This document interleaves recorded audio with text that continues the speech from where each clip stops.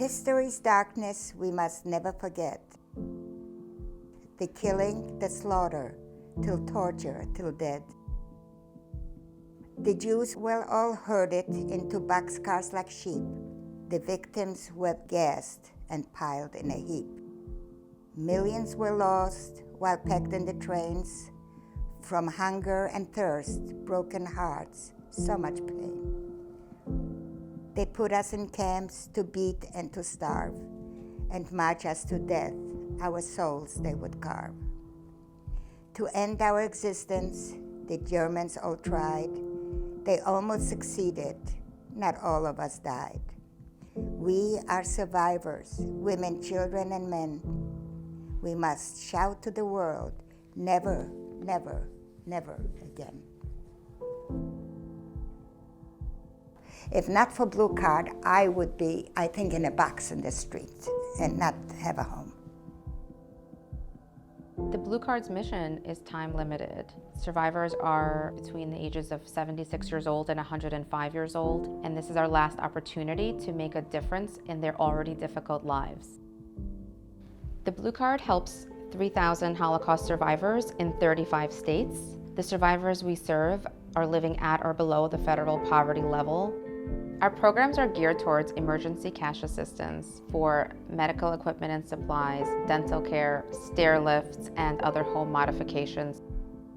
A lot of these survivors are on their own. They don't have family. Some of them don't have children. They've lost their spouse. A lot of them are literally on their own. They're the last person left. That's a really sad thing to think about. Someone who's been through this tragedy now is at the end of their life and alone and living in poverty. This is a wonderful thing for an organization who really care for Holocaust survivors. In actually my mother's family or my father's family, I was the only man left alive.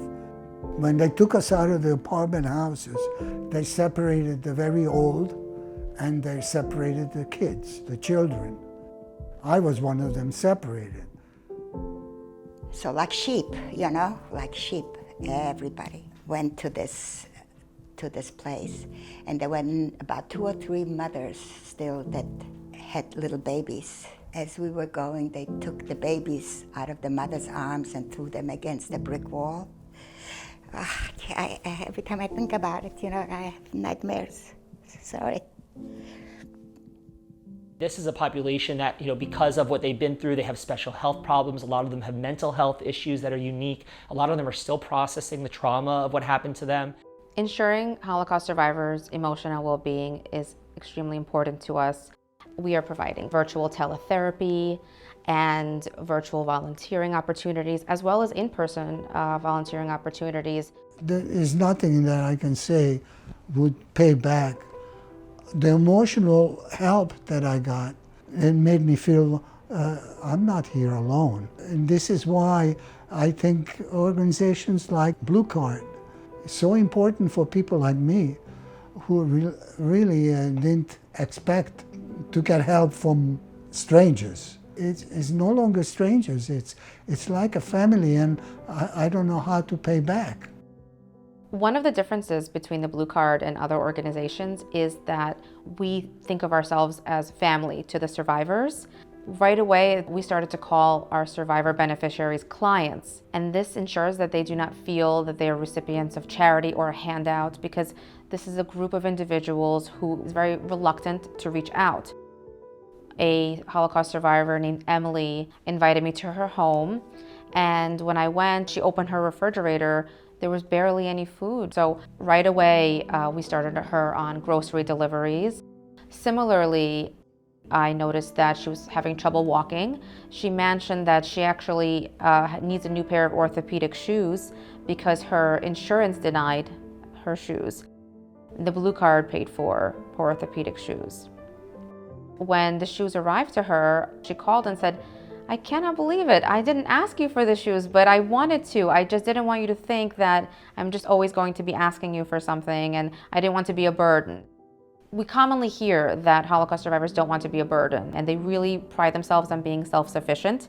That is what we try to also perpetuate, is that feeling that they're doing great on their own. The Blue Card also provides a variety of tech such as the telephone emergency response system. At the press of a button, if a survivor has a fall or an emergency, an operator follows up in the survivor's native language. This has saved countless lives. Without them, I would not really survive. I have this house that I cherish. I've been in this house most of my years. I love it. And there were things that I needed, that I could not do without, and I would never have had them if not for the Blue Card. This is a unique population with unique needs, and we need to do extra to help these people. I think it's important for people to donate to the Blue Card because there are many survivors for whom the Blue Card is one of their only sources of income.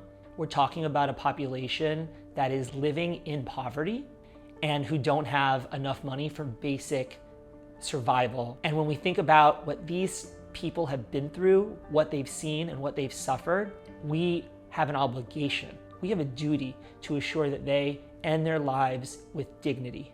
This is like the least we can do for them. What we should really be doing is meeting with them, going to their homes and being pen pals and being parts of their lives. That's what we really should be doing, is finding ways to be a part of survivors' lives. So the least we can do is write a check. It's easy to say, push it off to a different day or do it tomorrow, do it another time, but the time to act is now, as the number of Holocaust survivors is decreasing, but the needs of Holocaust survivors are increasing. The time to donate is now. Without donations, I wouldn't be here, so I'm grateful to whoever donates to Blue Card, is doing a mitzvah, which is a good deed in English, and help the Holocaust survivors who are left, because frankly, we don't have many years left. So thank you all.